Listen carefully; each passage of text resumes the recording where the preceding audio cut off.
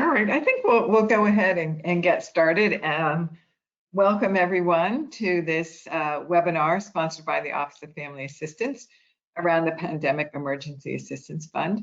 And it's particularly oriented, this webinar, toward our territories because of the particular unique nature of the funds, and you might have interest in how those funds have been allocated. Plus, we're really excited that this fund goes beyond just those territories that already operate a TANF program. So we're welcoming 2 territories to this webinar who will have access to this fund, who are not currently administering TANF, and that is American Samoa and the Northern Mariana Islands. So we're excited to have you all participating with us today, and I hope you really view us as a resource going forward should you have questions about how to use this fund, how to administer it, how to get things up and running, and we'll do our best. As the acting director of the Office of Family Assistance, when we received these funds, or knew we were about to receive these funds, I said what we really want to do is make sure that we get the funds out to states, tribes, and territories as quickly as we can, and that we continue to be responsive to questions and issues that emerge. And that is continues to be our goal, and is really partly why we are holding today's webinar. So we have experts who will be presenting, and staff from around the country, really, who can also help to answer questions. And we're very happy to have this opportunity to talk with you all today. So with that, I will turn it to Stan to introduce himself, and then he can pass it on.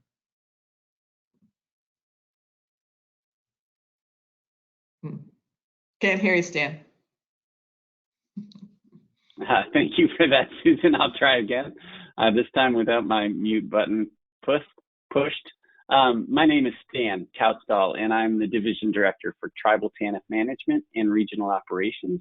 So that means that the regional program managers report to me, and that includes Chantel Mickens in Region 2, who works closely with the territories, the Virgin Islands and Puerto Rico, and Julie Fong in Region 9, who works closely with the territories in the Pacific. And so welcome. I just wanted to take a moment to say hello. Over the last few years, I have slowly grown more conversant in policy issues related to the territories, and I hope that I have many more opportunities to work not only with the regional staff here at ACF, but also perhaps we'll have a chance to work directly with some of you out in the territories soon. So thanks for joining. And with that, I will turn it over to Julie Siegel, who will lead you through much of the webinar. Thank you, Stan. I'm Julie Siegel. I'm the Director of the Division of State TANF Policy, which includes territories as well as a general rule. And we also have Peter Germanis on the line, so he can correct me when I forget to say something or say something wrong. There he is. Excellent, excellent. And you guys can see my slides, correct? I'm hoping that's a yes. I can see your slides, okay, so I assume others can as well. I'm not used, we certainly have technical challenges ourselves, but let's see what I can do here. Okay, so we'll just launch right in, and as questions come up, you can put them in the chat, and I think Susan's going to be sort of monitoring that for us. And I'm slightly hampered because I cannot see the right-hand side of my slides, but we'll work it out. So some of this should be familiar to you from the guidance documents we've gotten out. The Pandemic Emergency Assistance Fund was created by the American Rescue Plan Act. It is $1 billion to help needy families impacted by the pandemic.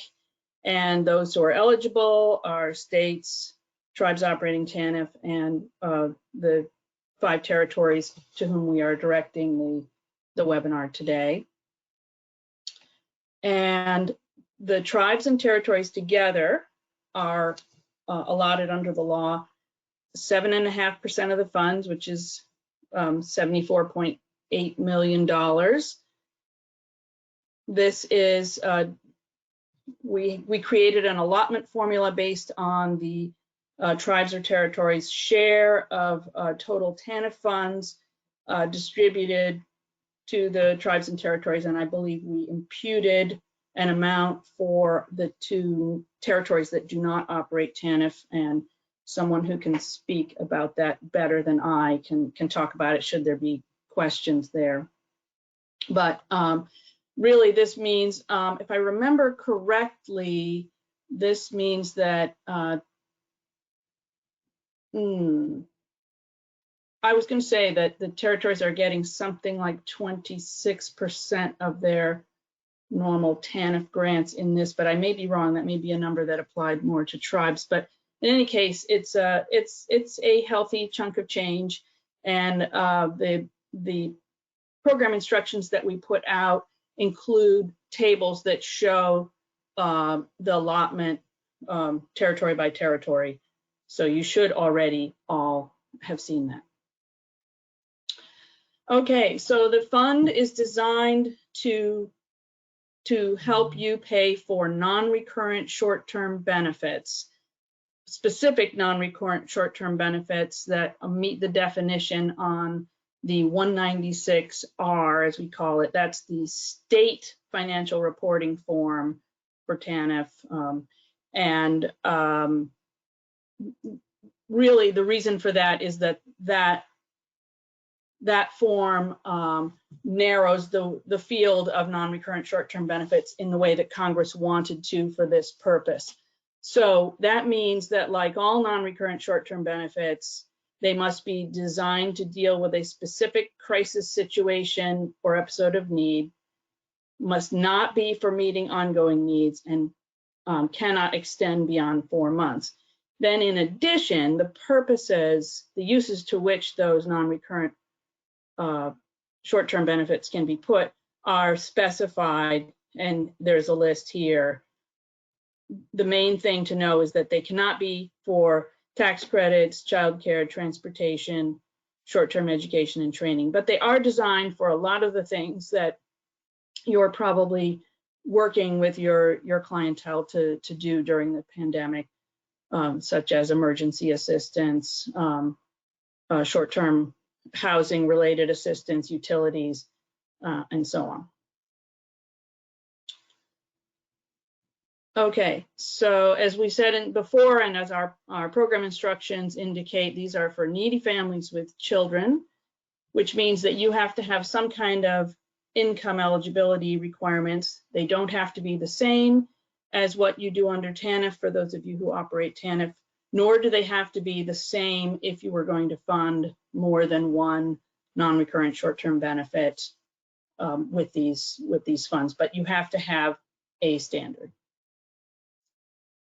Okay, moving on.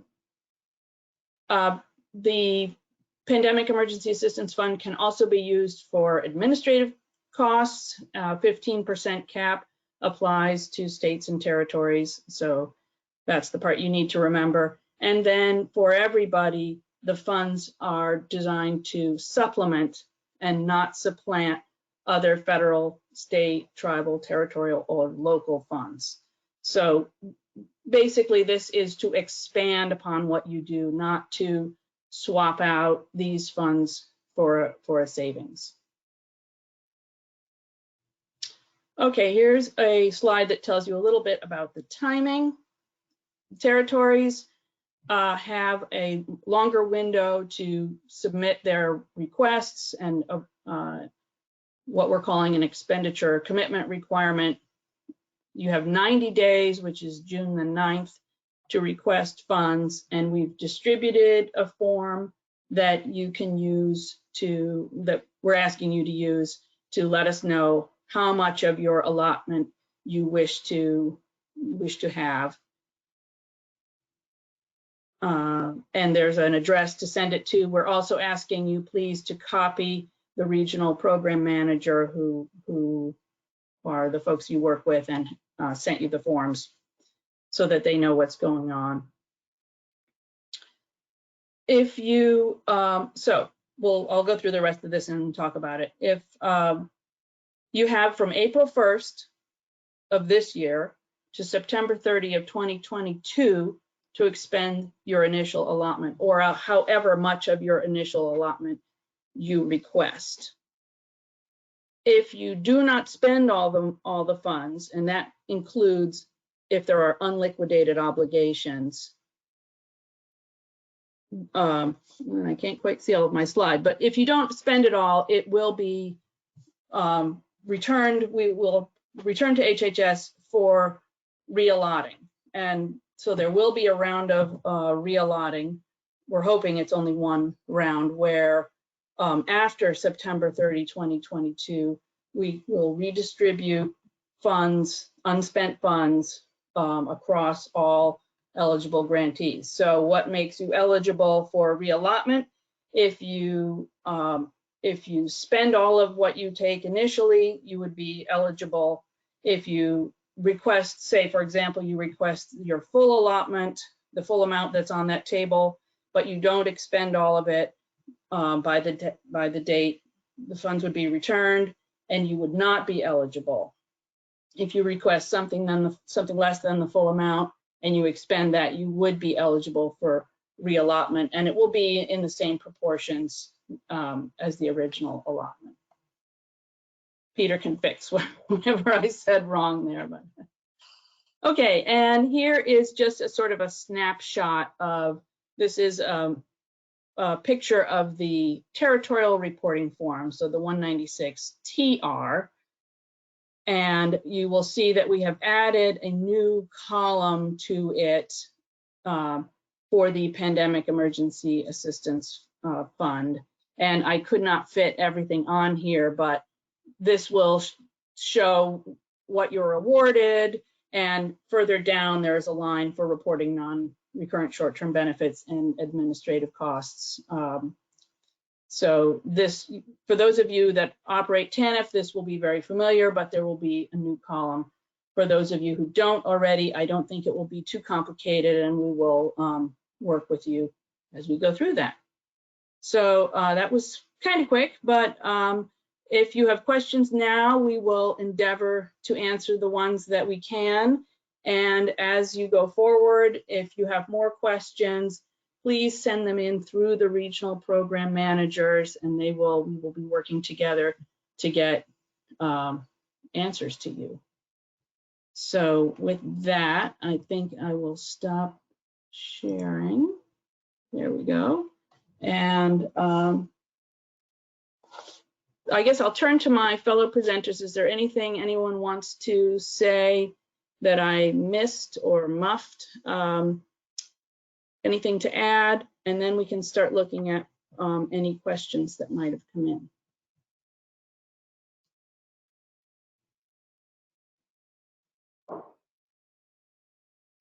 Okay, hearing none. I thought you provided a nice overview, Julie. Very nice. So we do have a couple questions. So one is the 15% admin cap in addition to the regular TANF admin cap, which I think is really, is it separate? Will it be tracked and reported separately? Right, and I think that is the right way to think about it, Susan, because there is a cap, an admin cap that applies to TANF funds, and this would be an admin cap that applies to these Pandemic Emergency Assistance Fund dollars. So they are separate, but they're the same amount. things, right? And another question is relative to, in the guidance, there was information about distributing a one-time payment to SNAP families. Is the age of child defined then in terms of a family and who would be eligible? So that was an example that we thought might be useful. I don't think we have defined age of child other than that presumably there's a minor child in the household, but it may be that you're trying to align with SNAP benefits. And if there's more to that question that I'm not following, or Peter or Susan, if you want to amend that or add to it. I think it would be helpful if we could get an example of if you have an alternative age. I mean, it might apply, but until we see something more concrete, it's hard to address. But certainly anyone who's a minor child would be okay. Yeah, so the question is, so it must be a minor child. So let's just let's go further with this example. So, I mean, SNAP benefits are provided by household, right? People don't even necessarily have to be a family, considered a family. Is that right? So it could well be that technically when you are, I guess, determining how many people in this household would be eligible for the benefit, if the benefit is based on size, let's say, of the family, then older children living there who might be 24 but have no children of themselves would probably not be in that computation, if you will, for an NRST going to families as a supplemental, going to SNAP families, SNAP households. Does that make sense?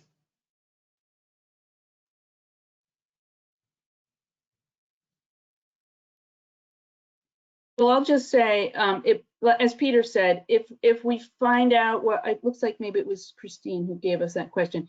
If we find out what it is that you want to do, we can look to that specifically and see if it would fit. Here's another question. Let's see, it's hard to do this. And this is from the Commonwealth of the Northern Mariana Islands. We operate through a consolidated block grant. Do we incorporate this into the consolidation? I have no idea. Well, I do think you need to track the expenditures separately and report them. These funds can only be used for non-recurrent short-term benefits and for administrative costs. So as long as you can track those and report how these funds were used, I'm not sure that it matters. Okay. And again, folks, if we don't quite successfully answer your question, let us know and we will do some more research and maybe an offline conversation so we can address them. And another one has come in. Let's see. Does the PEAF funding fall under the same requirements as TANF, therefore requiring state legislative appropriation, or I guess territory appropriation? So many of the requirements, many of the requirements that apply to TANF apply to this fund. This is in a new section 403C of the Social Security Act, and the TANF funds, no, I'm sorry. Yeah, 403C. The TANF funds are in 403A. So it's another 4A program. Many of the requirements that apply to TANF apply in this context as well. I think the question of state or territorial legislative appropriation is an individual that is going to depend on the jurisdiction in question. There's no requirement from a federal standpoint to do that. We want to distribute funds for rentals/utility payments fixed amount across all TANF and SNAP. Could we do this?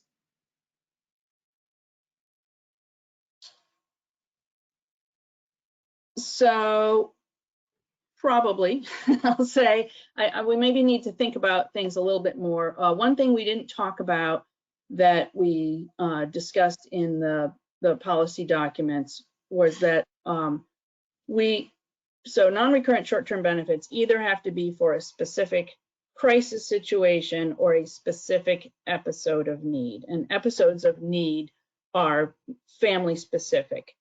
As we indicated in the program instruction, we view the pandemic as a crisis situation that would allow you to provide a benefit to a group of families without there necessarily having to be a specific episode of need in each family. However, it still has to be pandemic related. This is a pandemic emergency assistance fund, so it has to be for people and purposes that are affected by the pandemic. So that's sort of by way of background. A utility payment, so this would presumably be either for arrearages or for families that are because families are having trouble with meeting their utility payments right now, like a one-time payment on that basis is what it sounds like. And now the question moved, I can't see it anymore. So it seems like across all TANF and SNAP, and I don't know whether we might want to kind of consult about that and get back to you in more detail, but assuming that these are families with children. But also, yeah, I was going to qualify the TANF family, certainly yes, because they all have minor children. SNAP, you have to be careful because it's only the families with children. And then to the extent that it's going to be for utilities, is the payment going to be in cash or will it be somehow directly like a vendor payment to a utility? If it's cash, it obviously can be for any purpose. And that might be a more flexible way of distributing the money. And Peter means, of course, any pandemic related purpose. Of course. Yeah. This goes back to the issue of the consolidation of block grant, and they asked because for the CSBG disaster supplemental in the CARES Act, the funds were incorporated. Now I lost it. But they still had to then go back. Sorry, it does move around, these questions. We're not used to this technology. Therefore, they were incorporated, but then they had to amend pre-expenditure report and eventually include it in the post-expenditure report. So I guess for us, the fundamental question to find out is, would this new fund go into your block grant? But even if it would, we would still need the financial report about how your funds were expended and whether that would be this combined report or whether you could just send in the form that we have. But as Julie said, the funds would need to be tracked for the so we know the expenditures were spent on allowable purposes or activities. Is that right? Right. So we can talk with folks on this end to see, because I don't know anything about how that works, but we can try to find out, sort of how the money will flow. And but generally speaking, it we drafted this on the assumption that you would be able to report using this form, but maybe there's another way to do it. Yeah, we try to be flexible. Are we required to provide local match for benefits that we pay out or both for benefits and admin costs? Nope. In a word, no, but there's no match. You simply have to expend the funds. I guess is the way to say it. For allowable purposes without supplanting. Let me see. Oh, yeah, I think that's the last question we've received. That is, we can pause a moment if folks have any other questions they want to. And while folks are thinking about that, I will thank our colleagues in Guam for getting on a call at 7 in the morning, and for folks in Puerto Rico and the Virgin Islands for staying online after what's undoubtedly a long day after 5 o'clock. So it's very difficult to find a time that works for everybody.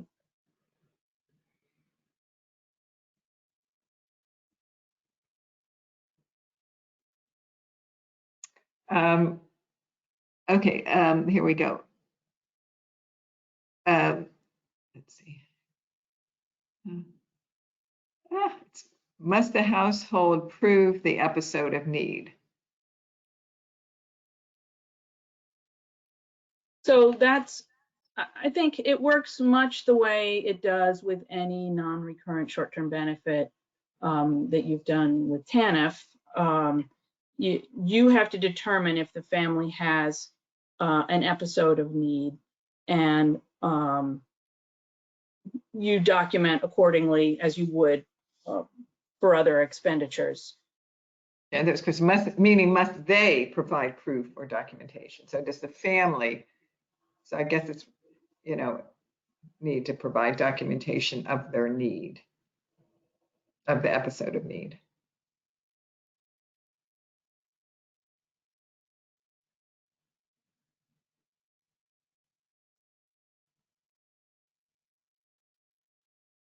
Well, I think to the extent that this is Stan, and my recollection. I'm sorry. I'll just chime in. My recollection is that as we've thought about this, we're viewing the COVID pandemic as a crisis to which all families are subject. So while everybody has experienced a crisis, they still have to meet some criteria for, in terms of income, eligibility, or they must demonstrate that they're needy. But in terms of a crisis, everybody has been essentially subject to the crisis. Is so that Stan, correct? I would modify that slightly. As I was saying before, and we put in the guidance, we do view the pandemic as a crisis situation that applies broadly. However, a territory or a state or a tribe could design a non-recurrent short-term benefit to pay for under this fund that is for a specific episode of need rather than using that sort of broader crisis situation language. So you could decide that I don't know, everybody who went into arrears on their rent because of the pandemic, that you would design a non-recurrent short-term benefit that would assist people in that situation. And then you would determine, oh, here's someone who's that situation and here's the amount of money we're giving them. I guess that would be the process. So it's possible to do it that way also. And I was just going to add that if it is a more specific episode of need, we don't have any criteria for what kind of evidence a family has to provide or what a territory would accept. It's up to the territory to decide. And here's one, just to follow up on this, since these are for certain non-recurrent short-term benefits, does this mean that if we choose short-term utility payments, we have to issue vouchers specifically for the utilities and set a certain amount for all families instead of cash assistance directly to the family? No. No. And you don't have to do it that way. You can give cash to the family for that purpose. We wouldn't call it cash assistance using our regulatory definition of assistance, in the context of TANF. This is outside the scope of assistance, but it is a benefit and aid to the family. So no, it doesn't have to be a voucher. I think it could be a voucher. Could it not, Peter? Absolutely. And TANF is very flexible, so you have a lot of options. If you're concerned, think of your preferred option, share it with us, and we'll give you feedback as quickly as we can. Here's one, and I think this gets to clarifying the difference between a crisis, an episode of need, and what those distinctions are. Is the public health emergency executive order of the governor enough to determine the episode of need? Okay, and I'm sort of off the top of my head here. I think we've already decided at HHS that the COVID-19 pandemic is a crisis situation. And so we've already said that if you want to provide a non-recurrent short-term benefit that goes to a group of people, a sort of a blanket approach, you can do that. And that is distinct from what you were saying, an episode of need that's kind of more family specific. It may apply to multiple families, but you would determine on a case-by-case basis whether somebody needed something because of their own episode of need. Is that a good way to put it? Yeah, and I think it's sort of like to say, for example, because HHS has said this is a crisis, that gives you the flexibility, if you will, to say, all right, we're going to give a additional cash payment to all families on TANF, or all families with children below some income level, and you don't have to go and ask that family, why do you need this? Now, when we talk about an episode of need, it really is particular to that family. If you don't want to go, perhaps sort of a more broad or blanket approach, you can, let families know if they need help, they can get it. So they would come to you and say, because of the pandemic, I am unable to pay my rent because I lost my job. Can you help me? And so it sort of becomes on a case-by-case basis that one can make that determination. That's sort of how I see it in two broad buckets. And depending on the family, they're not limited necessarily to a single non-recurrent short-term benefit. Some may need more than one. For some, one may be enough, depending on the specific situation.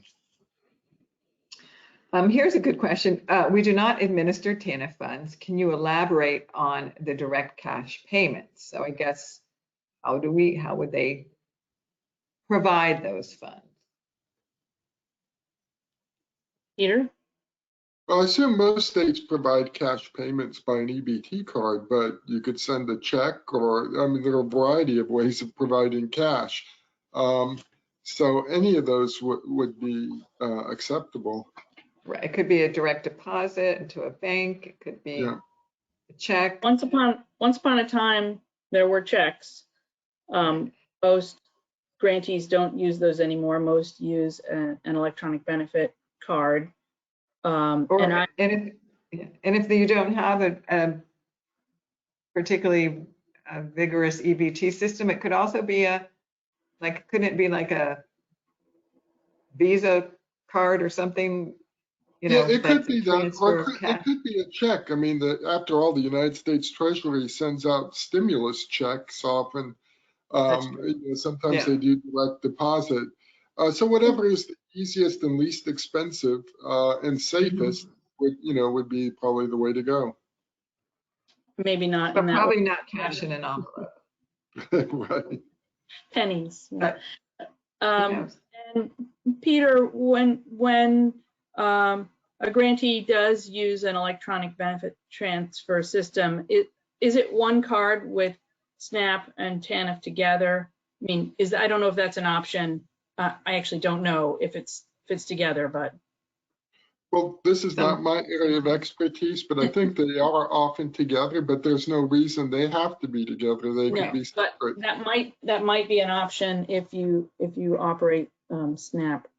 Well, and in fact, I do know that oftentimes when people take surveys, for example, with the Census Bureau, they'll be sent a Visa card with a payment for, participating in the survey, a one-time Visa card payment or gift card might be an easy approach. And Peter, how would you know that?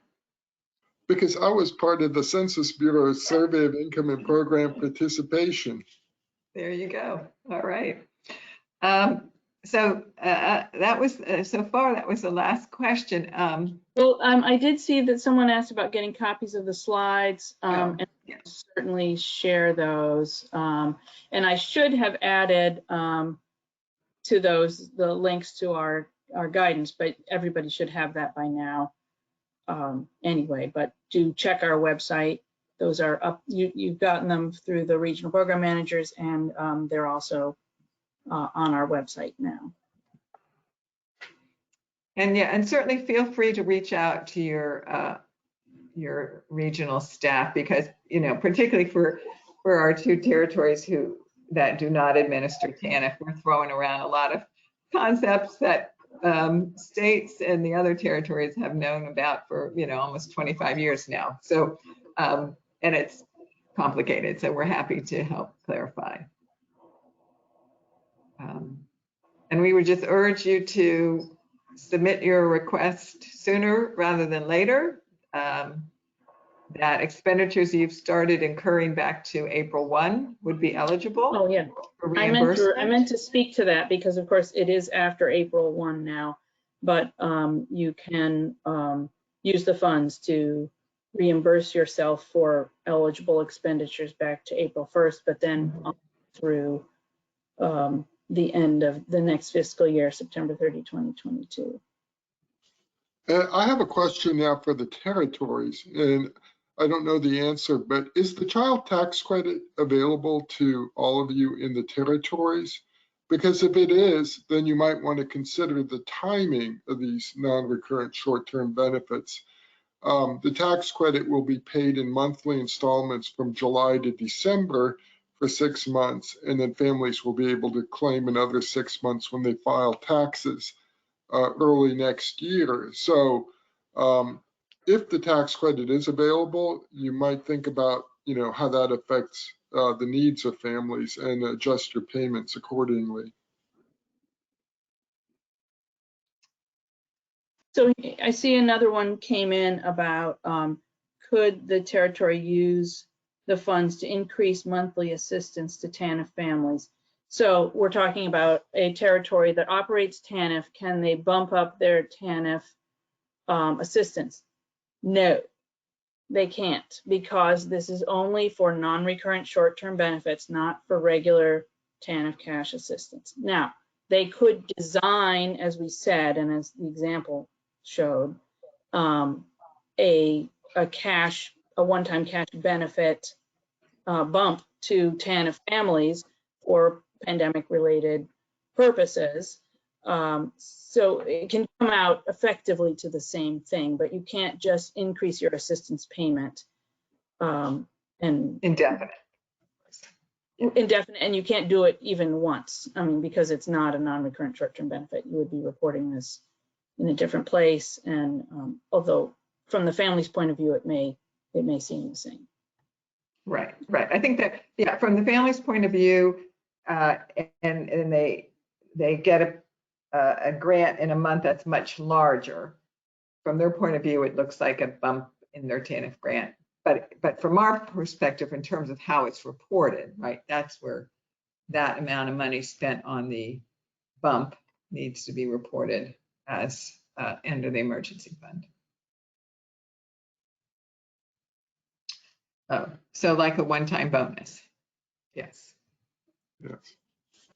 Right. But I was going to say, you'll notice that in the program instruction, all of our examples were because of added costs caused by the pandemic, or you know, that sort of thing. And that's the focus of these funds, that it's pandemic related.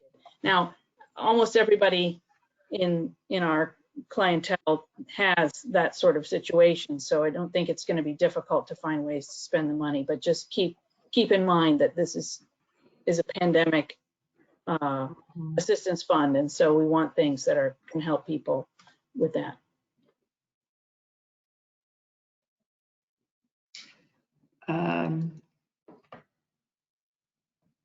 So any more questions, comments?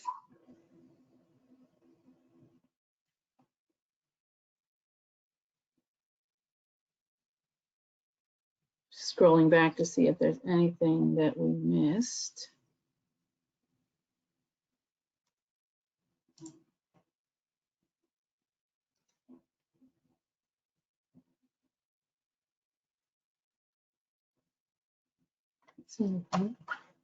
Should give people another minute or so to consider, but it won't be your last chance. You can always send us questions.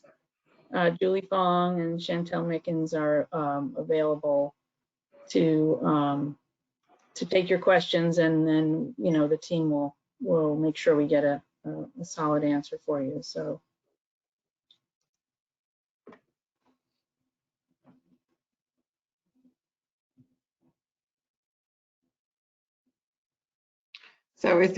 is the allotment request form the only requirement to submit our proposed plan? That's the only thing you need to submit to request funds. And if you've looked at the form, you'll see there is a certification. There are a few things that you have to sort of acknowledge that you're aware of, including the requirement not to supplant. And we want to be sure you understand the effect of your choice in either taking your total allotment or not taking your total allotment. That's what those were designed around. But that's all you have to do to request funds. And then the only other thing that we've talked about is the financial reporting. So really there is, in effect, there's not a plan that you have to submit. It's just right. That's right. And the expenditure report. Right, but if they have questions, if there's anything they're unsure about, whether it whether it fits right, send those in to Julie or Chantel, and we're happy to take a look at them and ask you some questions about it, make sure we understand, so that you're on the right track.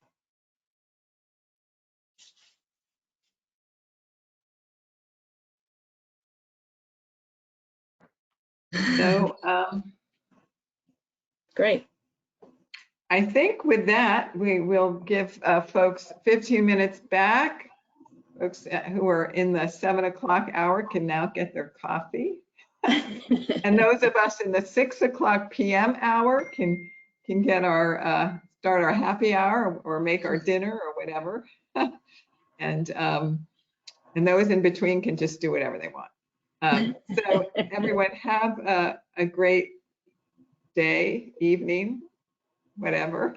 And really we do want to make sure that we are available to help you answer questions, because we think we want you to be able to take advantage of this opportunity to have some funds to really help families who are experiencing needs. So that's what we want to do. So thank you to Julie and Peter and Stan and our folks who helped us with this technology, Steve McLean and company. And we look forward to more conversations with all of you. Great. Thank you, Susan, and thanks to all the participants.